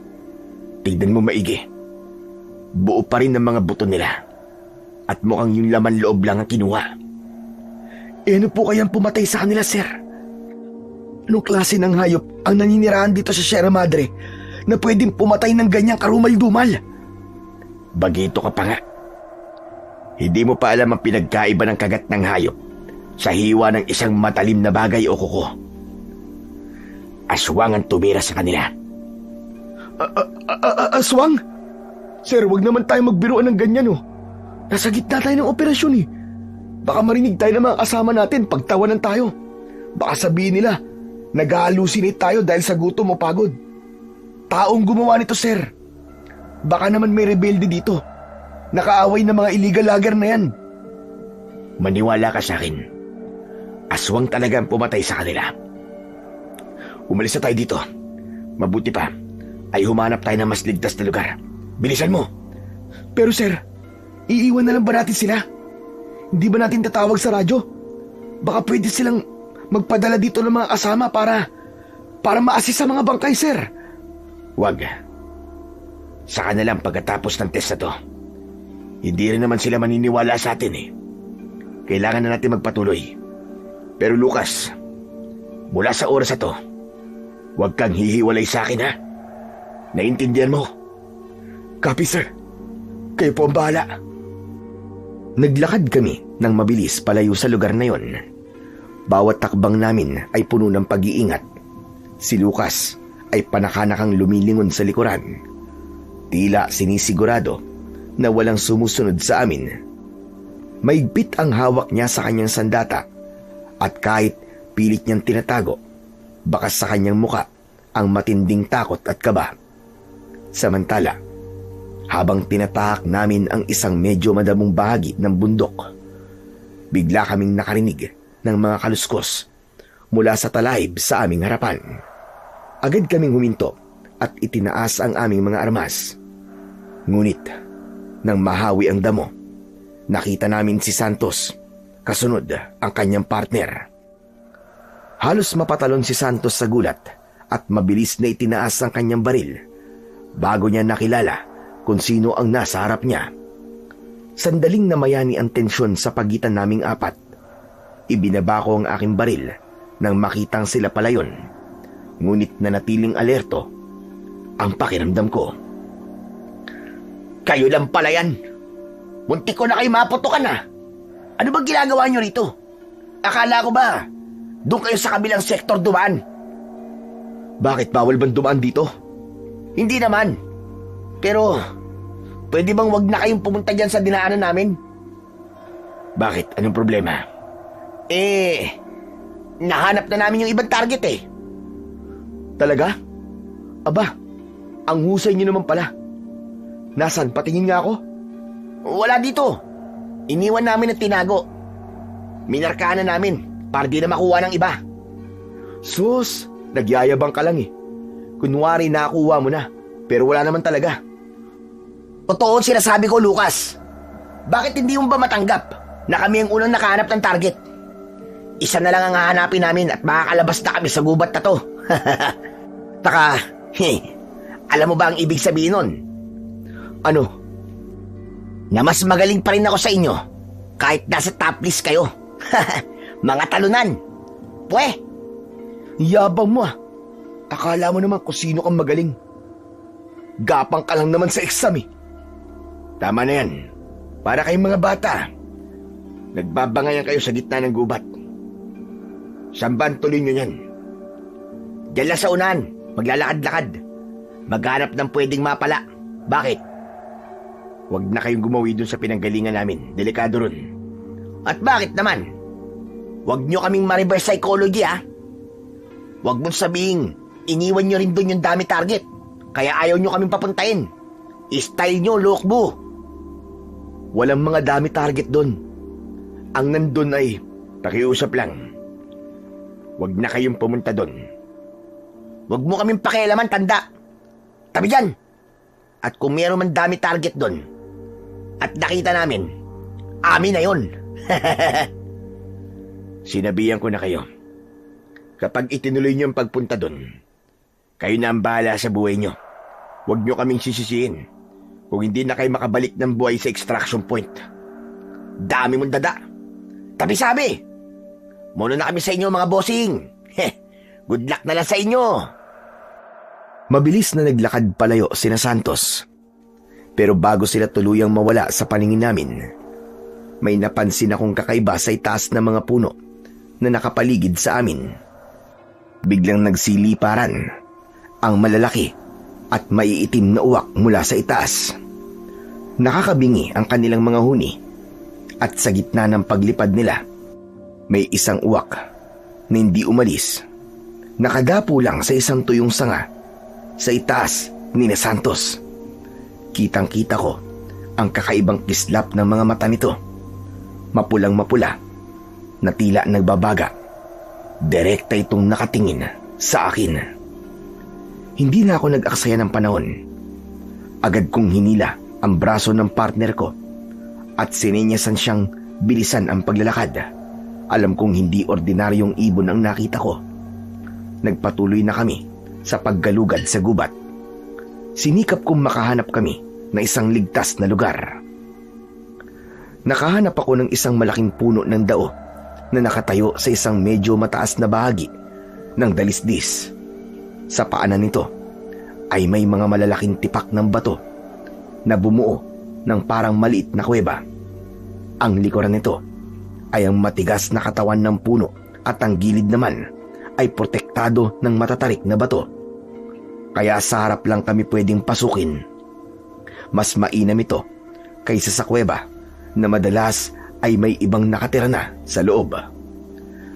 Doon tayo. Pwesto tayo sa loob. Diyan tayo hanggang bukas. Ano sir? Magtatago tayo dyan. Eh di ba, wala pa tayong nahahanap na target. Tapos magpapahinga na kagad. Hindi ba pwedeng maglakad-lakad na muna tayo? Sayang naman yung oras. Lucas, akala ko ba naniniwala ka sa akin? Eh bakit ngayon? Ayaw mo sumunod? Hindi naman sa ganun sir. Nanginayang lang kasi ako sa oras eh. Nangihinayang ka sa oras pero sa buhay mo hindi. Gusto bang matulad ka dun sa mga taong nakita natin kanina? Yung mga taong wakwak ang tiyan at simot ang laman loob. Yung ba ang gusto mo? Sir, hindi po. Siyempre hindi. Pues makinig ka at sumunod sa akin. Huwag tayong magmadali. Kailangan muna natin pakiramdaman ang gubat na to. 3 araw naman ang binigay sa atin eh. Marami pa tayong oras. Siya nga pala, bago tayo makyat dyan, maghanap muna tayo na makakain mamaya. Kahit anong bungang kahoy lang na pwedeng pamatid ng gutom. Hindi na po kailangan, sir. Anong hindi na kailangan? Bakit, dieta ka ba? Hindi po sa ganun, sir. Eh, may baon po ako dito sa bag eh. Baon? Paanong baon? Di ba may higpit na pinagbabawal ang pagdadala ng pagkain? Tubig at emergency kit lang ang dapat na nasa bag. Eh, sir, hindi naman nila in-inspection ng maigi yung mga bag natin kanina bago tayo isakay sa truck eh.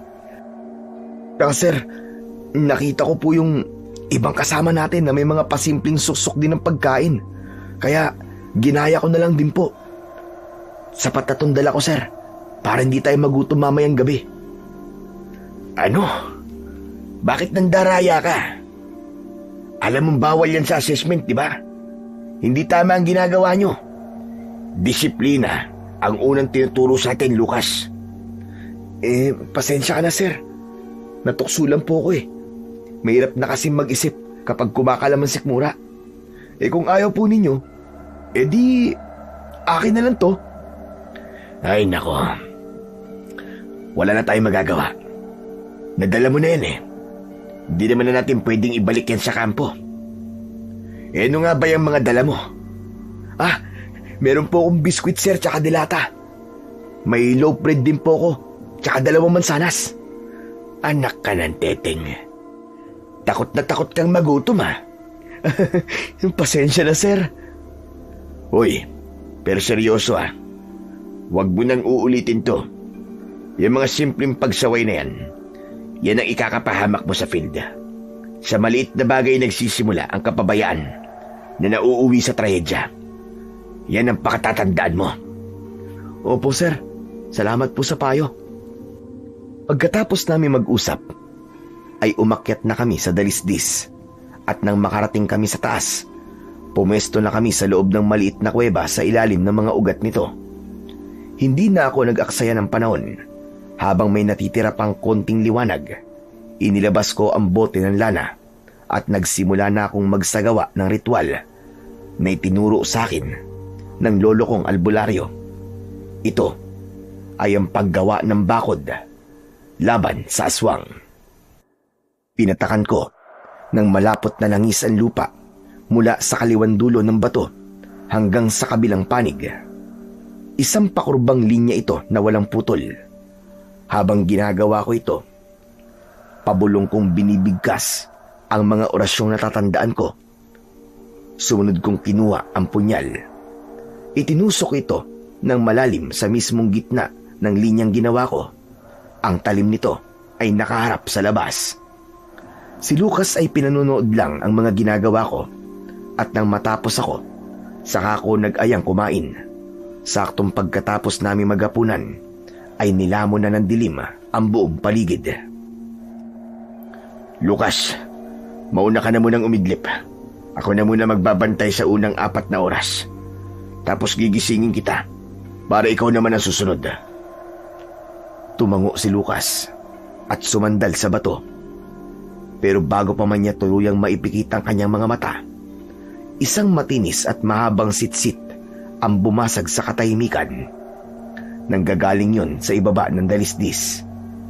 Agad kong hinawakan ng balikat ni Lucas at sininyasan siyang huwag gagawa ng anumang ingay. May paparating. Huwag kang maingay. Mula sa aming pwesto sa itaas, dahan-dahan kaming sumilip sa ibaba. Sa gitna ng kadiliman, may namataan kaming grupo ng mga tao. Nakasuot sila ng mahahabang itim na damit na parang damit ng mga pari at may taklob o hood ang kanilang mga ulo.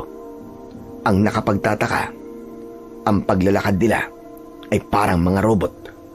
Diretso ang katawan at hindi man lang lumilingon. Sir, anong mga yan?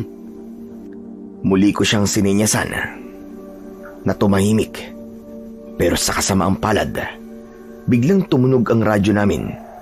May pumasok na static at mahinang boses mula sa kabilang linya. Tulungan niyo kami! Parang awa niyo na! Tulog! Tulog! Ang daling yun, biglang tila bumagal ang oras. Yung tunog kasi na yun, nakuha nito ang atensyon ng mga naglalakad sa ibaba. Sabay-sabay silang huminto. Mabilis kong dinampot ang radyo at pinatay ang switch ito. Pero huli na. Dahan-dahang lumingon ang mga ito sa direksyon namin. Nang mahawi ng bagya ang mga taklob sa kanilang ulo dahil sa hangin, doon namin nakita ang totoo nilang anyo. Kulay itim ang kanilang mga mata. Ang kanilang balat ay kulay abo at tila tuyot na tuyot. Parang balat ng taong ilang dekada lang patay. Ang kanilang mga bibig ay puno ng mahahaba at matatalim na pangil. Tumindig ang balahibo ko dahil hindi sila mga tao. Nanatili kaming hindi gumagalaw. Ang mga nilalang na yon ay nagsimulang lumingon-lingon at tila may inaamoy sa hangin. Sa sandaling yon, bagya akong nakahinga ng maluwag kahit nakaharap sila sa direksyon namin. Alam kong hindi pa nila kami nakikita. Doon ko napatunayan na epektibo ang ginawa kong bakod na lana sa aming taguan. Hanggat nananatili kaming tahimik sa loob ng linyang ginawa ko, hindi nila kami basta-basta matatagpuan. Ilang minuto ang lumipas, sabay-sabay na ulit silang bumalik sa hanay at nagpatuloy sa kanilang paglalakad. Pinanood namin sila hanggang sa tuluyan na silang nawala sa aming paningin. Sir, ano yung mga yun? Tao ba yung mga yun? Bakit ganun ang itsura nila, sir? Hindi sila tao. Mga aswang sila. Anak ng putya. Kung ganun totoo pala yung sinasabi mo sa akin kanina, sir. Diyos ko po. Totoo nga, mga aswang. Kunin mo yung radyo.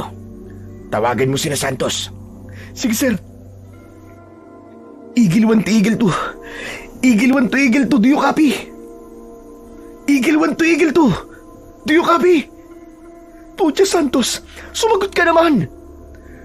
Walang sumasagot ha. Wala nga po. Nasaan kaya yung mga yun? Baka napano na sila, sir. Biglang tumunog ang radyo. Agad kaming tumahimik ni Lucas at nakinig. Eagle 1! Eagle 1! Tulungan niyo kami! Kung naririnig niyo to, parang awa niyo na! Kailangan namin ng tulong, over! Eagle 2, this is Eagle 1. Anong sitwasyon nyo? Ibigay mo ang eksaktong lokasyon nyo ngayon din. Over. Nasa malapit kami sa area ng mga abandonadong tolda. Napilitan kaming umalis sa pwesto dahil may mga dumating na hindi ko may paliwanag. Basta malaking ibong itim yun. Over. Eagle 2, ulitin mo. Anong klaseng ibon? At nasaan kayo banda ngayon? Over. Hindi ko alam. Basta malalaki sila at mabibilis. Nakatakas kami pero nakabuntot sila sa amin eh. At dito kami ngayon sa dalawang malaking bato malapit sa sapa. Tulungan niyo kami. Diyos ko! Andiyan na sila! Eagle 2, makinig kayo. Manatili lang kayo sa pwesto nyo. Papunta na kami dyan. Copy? Copy! Bilisan nyo! Pakiusap! Pinatay ko ang radyo at saka ako umarap sa kasama kong si Lucas. Baka sa mukha niya ang matinding pag-aalala at pagkalito sa nangyayari. Hinawakan ko ang kanyang balikat at agad ko ding binilinan. Lucas, dito ka lang. Manatili ka rito sa loob ng linyang ginawa ko. Hindi ka maaano rito hanggat hindi ka lumalabas. Kailangan kong puntahan sila Santos. Sir, teka lang, sir. Sigurado po kayong pupuntahan niyo po ang tao na yun? Aba, baka nakakalimutan niyo po kung anong ugali ang pinakita niya sa inyo. Tapos tutulungan niyo? Oo. Kahit gago yun, tao pa rin yun. At kasama natin siya. Sa sitwasyong ganito, mas importante ang buhay na maisalba kaysa sa kung anong atraso niya sa akin. Para na rin tayong isang squad dito. Walang iwanan. Kailangan ay magtulungan sa oras ng kagipitan. Pero sir, delikado kayo. Nakita niyo naman, diba? Ang dami na naglalakad dito kanina. Huwag ka mag-alala sa akin. Kaya kong sarili ko, Lucas. Sige na. Yung billing ko, ha? Huwag kang lalabas dito kahit ano mangyari. Babalik ako. Kasama sila. Sige sir, hihintayin ko kayo. Basta pangako mo, sir, ha? Babalik kayo, ha? Iniwan ko si Lucas at dahan-dahan akong bumaba sa dalisdis. Bitbit ko ang aking baril at ang punyal na nakasukbit sa aking bewang. Tinaha ko ang madilim na daan papunta sa abandonadong campsite. Habang naglalakad ako, narinig ko ang malalakas na pagaspas ng mga pakpak sa itaas. Huminto ako at sumandal sa isang malaking puno para magtago. Tumingala ako at nakita ko ang malalaking mga ibon na lumilipad sa itaas. Mabuti na lang, tila may mahalaga silang pupuntahan o hinahabol kaya hindi nila ako napansin sa ibaba. Sinamantala ko ang pagkakataon na yon. Binilisan ko ang pagtakbo at sa tuwing napapansin kong may daraan na naman ay saka ko hihinto at magtatago. Matapos ang halos kalahating oras, narating ko rin ang pwesto malapit sa campsite at nakita ko ang dalawang magkadikit na bato. Doon sa ilalim nun ay nakita ko si Santos at ang kanyang kapartner. Dahan-dahan akong lumapit sa pwesto ni na Santos. Ayokong gumawa ng kahit na anong ingay dahil alam kong nasa paligid lang ang mga aswang. Nung mga 3 metro na lang ang layo ko, sinubukan kong sumitsit para makuha ang atensyon nila nang hindi sumisigaw. Pero sa sobrang praning ni Santos, lumingon siya ng mabilis at hindi na nag-isip. Itinaas niya ang kanyang baril at kinalabit ang gatilyo. Naramdaman ko ang pagtama ng baril sa aking dibdib. Napaupo ako sa gulat, pero mas nagulat yung dalawa nang makita ko. Manolo, tinamaan ka! Nakita ko sa pulka sa dibdib! Sorry, di ko alam na ikaw yan, Diyos ko! Tumahimik ka. Huwag kayo maingay. Kung gusto niyo pa mabuhay, ayos lang ako. Walang nangyaring masama sa akin. Pero paano? Paano nangyari na hindi ka tinablan? Sabi ng mamaya na ako magpapaliwanag eh. Tumahimik ka na lang at sumunod sa sasabihin ko. That's an order. Naiintindihan mo? Mabilis akong lumapit sa kanila. Si Santos naman ay panay ang haplos sa dibdib ko at tila sinisigurado na hindi nga ako tinablan ng tama ng baril. Manghang-mangha siya at natutuwa. Panay din ang kanyang buntong hininga. Naka-bulletproof ka ba? Pero di ba, hindi naman tayo pinasuot ng ganon. Paano ka nakaligtas? Sabihin mo sa akin. Bakit ba ang kulit mo? Sinabi na tumahimik ka muna eh. Saka imbis na magtanong ka ng kung ano-ano, magpasalamat ka at hindi ako namatay sa kapabayaan mo. At magpasalamat ka din at may silencer yung baril na ginamit mo. Kung hindi, kanina pa tayo ginawang hapunan ng mga aswang na nakapaligid. Pasensya na, Manolo. Sige na. Mabuti pa ay akin na yung mga magasin nyo. Bilis! Hindi na sila nagreklamo. Inabot nila sa akin ang kanilang mga extra magazine. Mabilis kong binuksan ang mga bote ng lana at pinatakan ng malapot na langis ang mga bala. Makinig kayo sa akin. Ang mga balang ito ay magiging mabisang panlaban sa mga aswang. Dahil sa lanang ito, mabilis nyo silang mapapaslang kahit nadaplis lang ang tama. Bago pa man sila makasagot, isang nakabibinging ingay ang umalingaw-ngaw sa buong lugar. Sumilip kami ng bagya sa pagitan ng bato at nakita namin ng isang eksena na hindi namin inaasahan. Sa labas, hindi pala kami ang target. Ang grupo ng mga nakaitim na damit ay nakikipagbakbakan sa mga dambuhalang itim na ibon na bumababa mula sa itaas. Ang mga ibon na yon ay mabilis na dumadagit gamit ang kanilang matatalim na kuko. Ano to? Nagpapatayan sila? Nag-aaway ba sila para sa atin? Hindi para sa atin. Mukhang itong teritoryo ang pinag-aawayan ng mga yan. Gera to, Santos. Naipit tayo sa gitna ng dalawang grupo ng mga demonyo. Ang paligid ay napuno ng malalakas na sigawan. Nagliliparan ang mga balahibo at tumatalsik ang itim na dugo. Anong gagawin natin? Pag lumabas tayo, sigurado mapapansin nila tayo. Kahit may lana ang bala natin, sa dami nila mauubusan tayo bago pa tayo makalayo. Tama ka. Pero hindi rin tayo pwedeng manatili dito. Kapag natapos ang laban nila, ang mananalo, sila ang kukuha sa atin. Habang nag-uusap kami, isang malaking ibon ang bumagsak sa tapat mismo ng siwang ng bato. Duguan at naghihingalo ito. Isang aswang sa lupa ang biglang lumapit dito at sinakmal ito sa leeg. Sakto naman siyang napatingin sa amin. Bigla itong humiyaw ng malakas. Naloko na! Takbo! Tumakbo na kayo! Mabilis na sumugod ang nilalang sa siwang ng mga bato. Bago pa ito makapasok, sinalubong ko na ito ng saksak ng punyal sa mismong lalamunan. Napaurong ang aswang habang umaaso ang leeg nito. Mabilis kong sinundan sina Santos, pero dahil sa gulong yon, napansin na kami ng ibang mga aswang na nasa paligid. May mga aswang sa lupa na mabilis na humabol sa amin. Anong gagawin natin? Barilin nyo! Huwag kayong matakot! Agad namin silang pinaulanan ng bala. Kakaiba ang epekto ng bala sa mga aswang na nasa lupa. Nagliliyab ang balat nila. Ang mga ibon naman na tinamaan ay nawalan ng kontrol sa ere at bumabagsak na parang nasunog na papel. Habang nagpapaputok kami, hindi kami huminto sa pagtakbo. Binaybay namin ang madilim na daan at masukal na bahagi ng gubat para lang makatakas.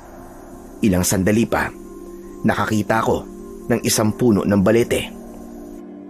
Lumukso kayo sa ilalim ng puno. Bilis! Agad naman nila akong sinunod. Agad kong ibinuhos ang langis sa tapat namin. Isang diretsong linya yon.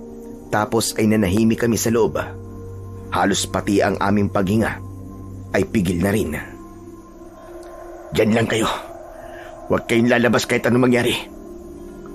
Mula sa pinagtataguan namin, narinig namin ang mga yabag at pagaspas ng mga aswang na naghahanap sa amin. Lumabas ako sa proteksyon ng guhit at sinalubong ang mga aswang. Hawak ko sa kanang kamay ang aking punyal na basang-basa ng lana, habang ang kaliwa ko naman ay nakahawak ng maigpit sa agimat na may mutya ng asong gubat. Ramdam ko ang pag-init ng aking palad. Tanda, nagising ang bisa ng proteksyon dala ko. Hindi na ako nag-atubili. Sinalubong ko ang unang aswang na dumamba sa akin at mabilis kong itinusok ang punyal sa dibdib nito. Imbis na dugo, itim na usok ang lumabas at napasigaw ang nilalang sa hapdi. Hindi ko sila tinigilan. Bawat galaw ko ay kalkulado. Iwas sa matatalim na kuko, sabay saksak sa mga bahagi ng katawan nilang madaling tablan ng basbas. Kahit pinalilibutan na ako, hindi ako nakaramdam ng pagod o takot dahil sa lakas na ibinibigay ng mutya ng asong gubat sa aking katawan. Ang mga tinatamaan naman ng aking punyal ay mabilis na nangihina at bumabagsak sa lupa na tila nauupos na kandila. Nang makita ng iba pang mga aswang na hindi nila ako kayang talunin, iniwan nila ang kanilang mga kasamang naghihingalo. Hindi ko na sila hinabol. Pinunasan ang punyal at dahan-dahang bumalik sa pwesto ni na Santos para siguraduhing ligtas ang lahat. Pagkatapos ng mahabang katahimikan, dahan-dahang kaming lumabas. Nagsimula na kaming maglakad pabalik sa lugar kung saan ko iniwan si Lucas. Sir, salamat sa Diyos at nakabalik ka. Mabuti na lang at ligtas kayong lahat. Muntik na talaga kami, Lucas. Mabuti na lang at tinulungan kami tinulungan kami ni Sir Manolo. Huwag na muna tayo magsaya. Mabuti pa'y humanap tayo ng ibang mapagtataguan.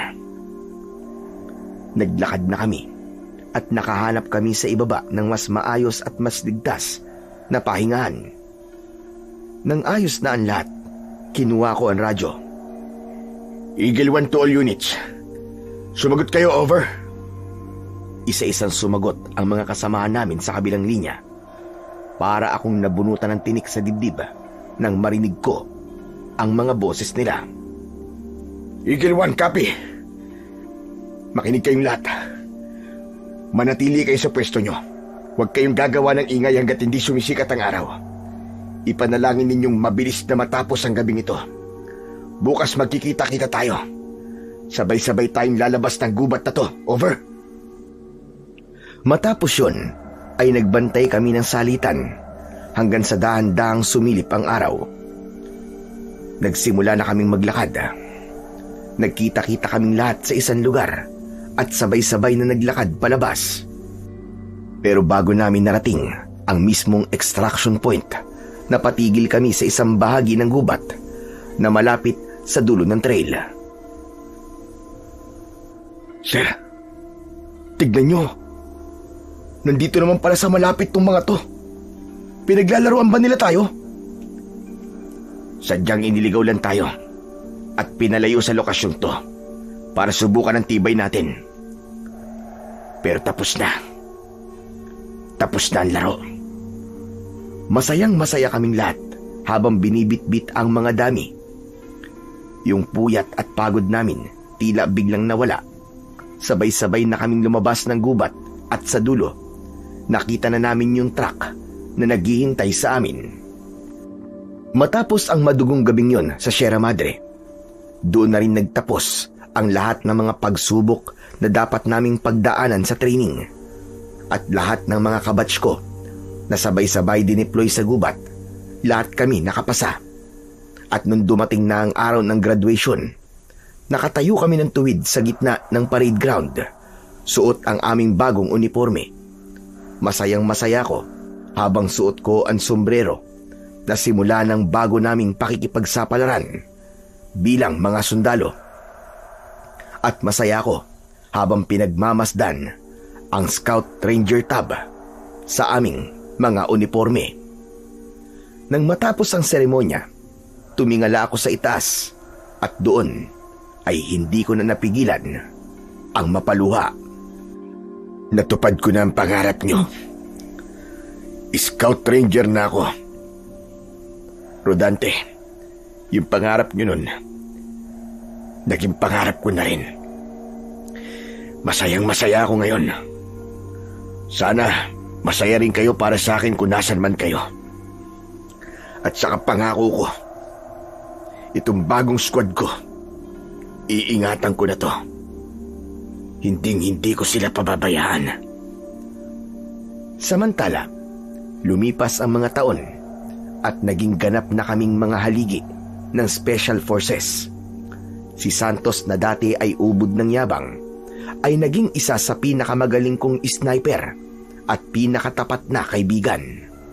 Si Lucas naman ay naging eksperto sa intelligence. Siya ang nagsisilbing mata namin sa bawat operasyon. Kami ang naging ghost squad ang grupong ipinapadala sa mga delikado at sensitibong operasyon. Wala kaming misyong inuurungan at lahat yon na ipanalo namin ng buo ang squad. Isa lang naman ang sikreto namin. Hindi na lang kami basta magkakatrabaho o magkasama sa kampo. Ang turingan namin ay para ng magkakapatid. Alam namin na sa trabahong ito, lalo na sa mga gubat na pinapasok namin, hindi sapat ang tapang o ang galing sa paghawak ng baril. Kailangan mo ng kasamang magbabantay sa likod kapag nagsimula na ang operasyon. Kaya sa bawat operasyon, iisa lang ang pinaninindigan namin. Walang iwanan hanggang sa huli. Maraming salamat po sa walang sawang pakikinig at pagsuporta sa aking mga YouTube channel na The Voice Addict at mga kwento ni Apong Isaac.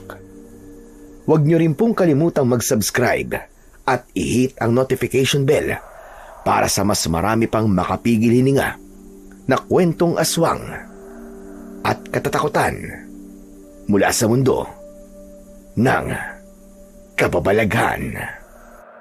Hanggang sa muli po at pagpalain nawa kayo ng ating dakilang Panginoon na siyang pinakamakapangyarihan sa lahat.